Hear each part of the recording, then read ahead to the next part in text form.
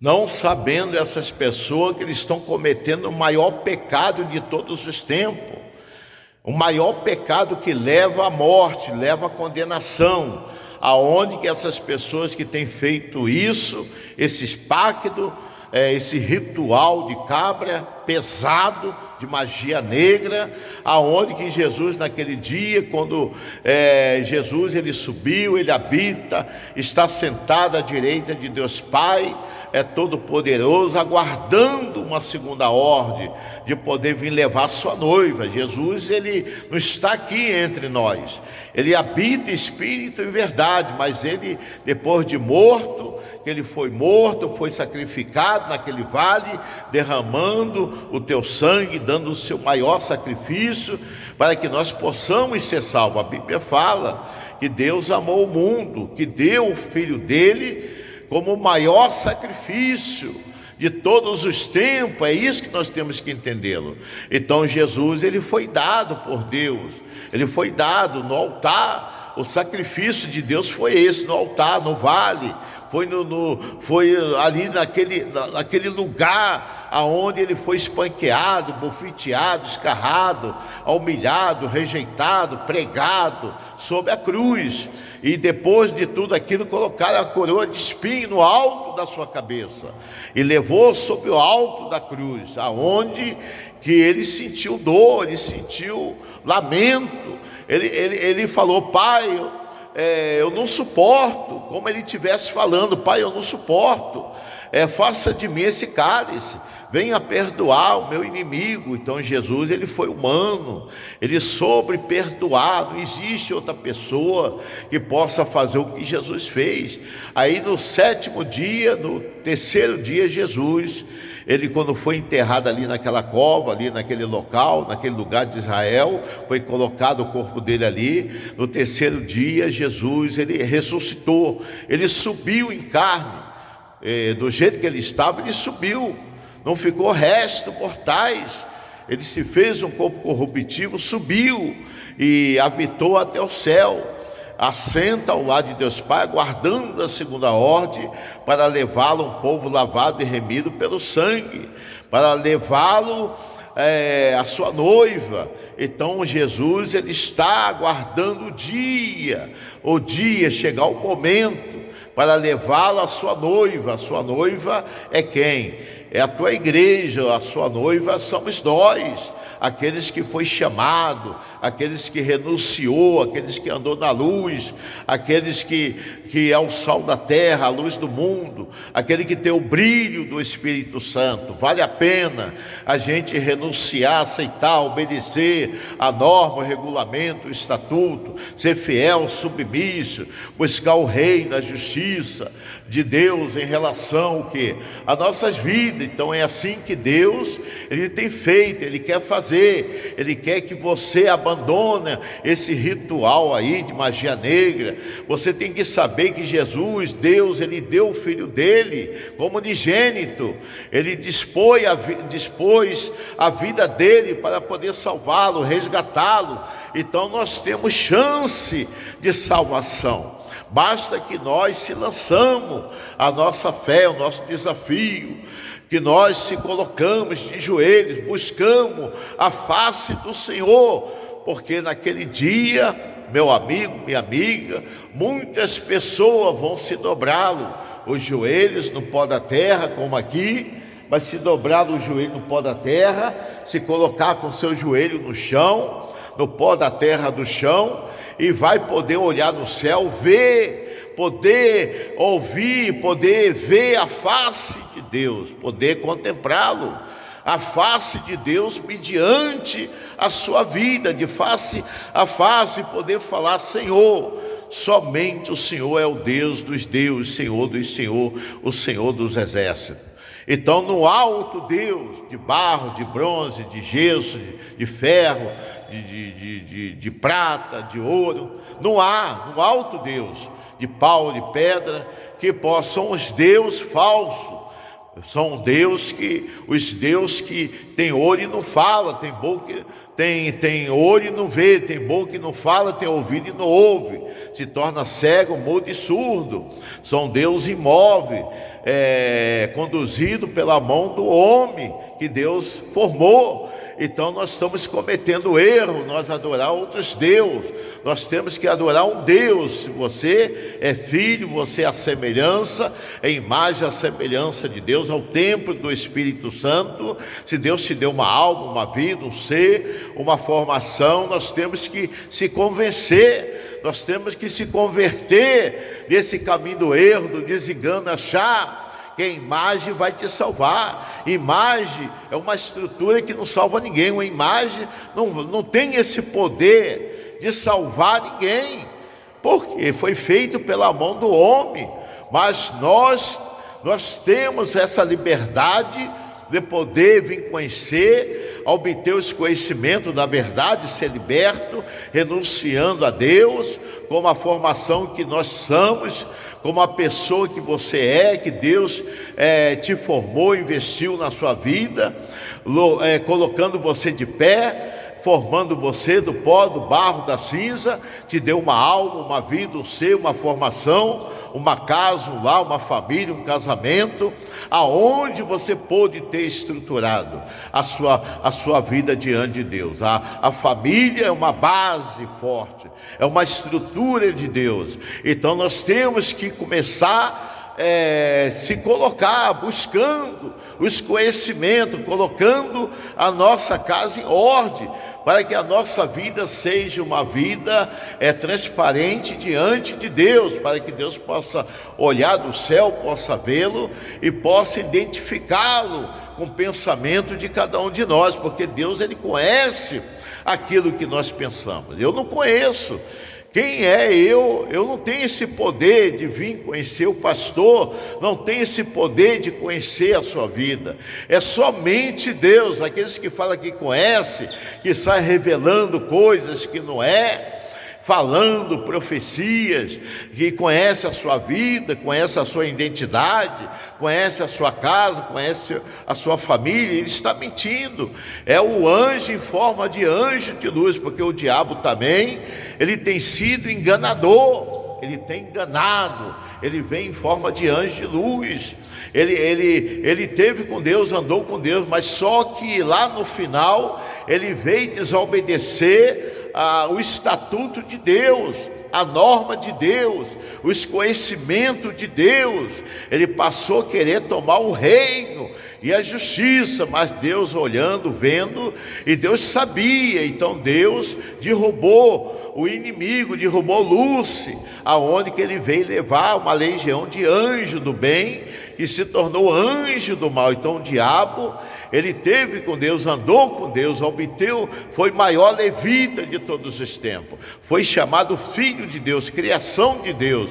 Mas quando ele veio desobedecer Deus, olhando, vendo, Deus expulsou. Foi quando Adão e Eva, Deus levantou ele do pó, do barro, da cinza, colocou no jardim do Éden e decretou: Adão e Eva, você não pode comer desse fruto, dessa árvore. Foi quando o tempo havia se passado, pelo tempo que ele convivia naquele jardim, o diabo estava ali, ao seu derredor, observando, olhando, vendo, e sabia de tudo. Então no momento certo colocou o desejo, e ela com desejo foi lá, não resistiu à tentação, foi lá no pé daquela árvore e comeu do fruto daquela árvore. Quando ela havia comido, imediatamente que Adão chegou, fez que ele também comesse daquele fruto, daquela árvore. Foi no momento que ele havia cometido o maior erro, veio desobedecer o estatuto, a norma, o regulamento, a voz de Deus. Ele ouviu a voz de Deus, mas não obedeceu. Mas Jesus não. Após quando Deus não poupou o diabo, Deus não poupou Adão e Eva, Deus levantou um chamado Messias, filho de Maria e José. Obra-prima, podemos falar obra-prima do Espírito Santo de Deus. Então Jesus foi obra vinda pelo Espírito de Deus. Foi Deus que havia mandado Jesus através da sua mãe, através de seu pai, para que ele fosse uma pessoa doutrinada, abençoada, aqui na terra. Deus, ele sabe como fazer das coisas. Então, existe milhões e milhares de pessoas que estão aí também numa situação humilhante, difícil, estão sem saber por quê, estão sofrendo, padecendo devido à falta de quê? Do conhecimento que ele não teve, que ele não tem. São pessoas que estão cegas, tem olho, vê, mas ele vê, mas não consegue entender, focar. Ele ouve, mas não consegue entender aquilo que Deus quer fazer. Muitas vezes ouve falar, as pessoas falar, os pregadores, os homens de Deus, os porta-vozes, os profetas. Os profetas que eu falo, meu amigo, é quando a gente colocamos a Bíblia aqui de cima do altar. A Bíblia é colocada aqui em cima do altar e é aberta, é lida. Então você vai pregoar a mensagem que está escrita. A Bíblia é movida de passagem, de passagem. Tem o Velho, o Novo Testamento, são passagens, são textos, são versículos, são capítulos. Ela é movida na fé. Então, quando o pregador ele prega a mensagem da fé, que ele acaba de ler a Bíblia, ele vai exaltar aquilo que está escrito na Bíblia. Ele vai passar um ensinamento específico, exaltando a palavra, para que o Espírito de Deus possa vir falar nos nossos corações, para que nós possamos vir alcançar e receber as bênçãos de Deus, da forma que tem que ser, a forma correta, a forma certa e a forma submissa, de renunciar, porque não tem como a pessoa não vir renunciar, não vir nascer da água de Deus.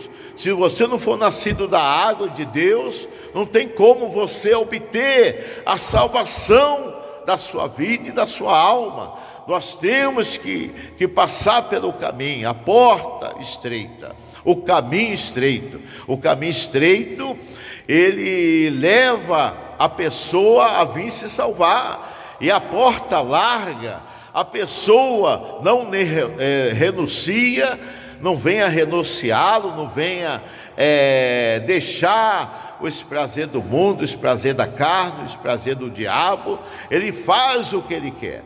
Então, porque foi nascido da carne, carne é carne.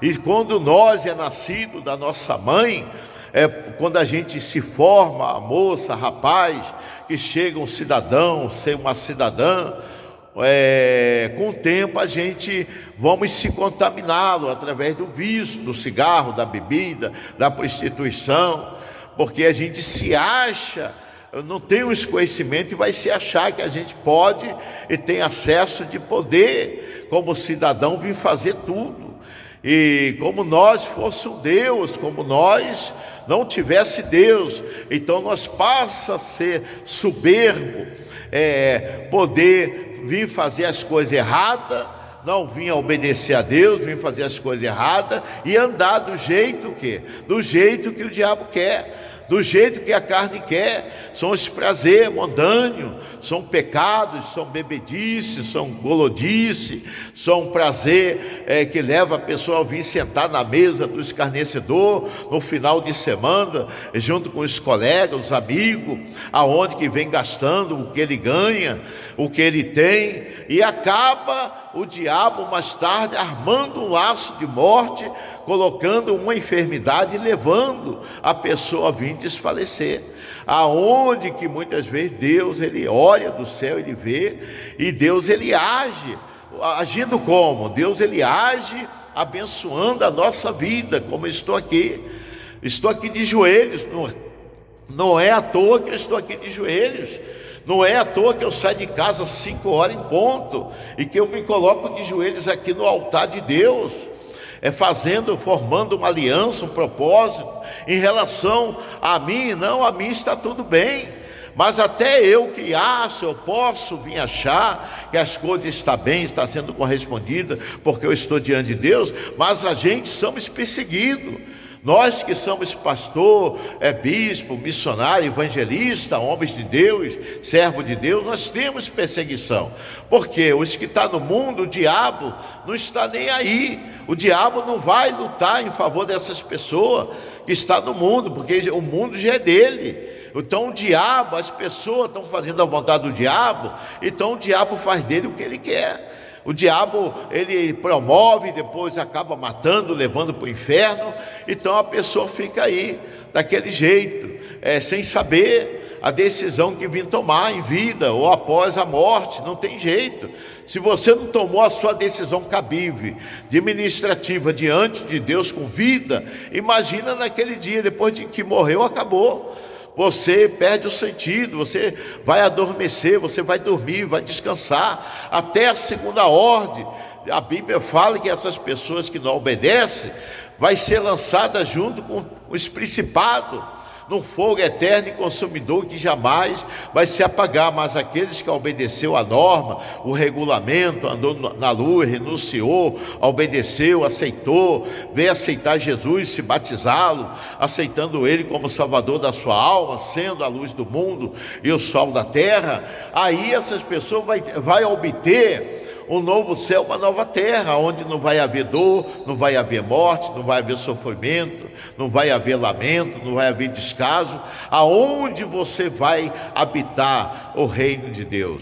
Como Jesus fez, Jesus não subiu, não morreu, após a morte Jesus não subiu, Deus não levou ele até a parte celestial, Jesus não habita. Então Jesus hoje habita, Ele não está mais entre nós, Ele habita aqui, Espírito e verdade. Você não consegue ver, é o poder que Ele tem diante do céu, a terra e o mar. Quando Deus decretou o poder, haja o céu, houve a terra, houve o céu, haja a terra, houve a terra, haja o homem, a minha imagem, a minha semelhança, houve essa formação. Então o fogo e a água tem que obedecer o decreto de Deus. Quando Deus manda, até o diabo tem que obedecer, tem que sair da sua vida, tem que ser expulso da sua vida. Você tem que passar por um processo de libertação. Então nós estamos aqui de joelhos, não é à toa, e comigo está tudo bem, mas a gente temos que estar nos pés de Deus, temos que estar atento, que a gente possa vigiá-lo, ser prudente como a serpente, para que nós não venhamos cair no laço do inimigo, porque você não vai saber o momento que ele vai estar armando um laço em relação à sua vida. Mas se ele tiver com essa capacidade de inteligência, de poder promover as coisas negativas da vida em relação à minha vida, à sua vida, à nossa vida, o que vai acontecer? Deus, ele sendo com você, Deus, ele vai fazer uma guarda sentinela, como evangelista, enviando anjos celestiais, que os anjos se acampam ao redor daqueles que o temem, aonde que Deus faz uma guarda sentinela, da gente poder se promover, de poder chegar aonde a gente quer, realizar o sonho da nossa vida, estudar. Muitas vezes o rapaz estuda, a moça estuda, e para poder formá-lo, para poder ser um médico, um advogado, um homem do campo, uma pessoa da cidade, poder estar de bem com Deus, de bem com a vida, de bem com a sociedade, de poder chegar onde que ele quer, obter sua casa, seu carro, poder auxiliar sua família, não deixando faltar o pão na mesa, o alimento na despensa. Então tudo isso é bênção. Deus ele promove as pessoas na vida individual, na vida pessoal, na vida familiar, na vida física, na vida material, espiritual. Nós precisamos do suporte, o suporte de Deus em relação a quê?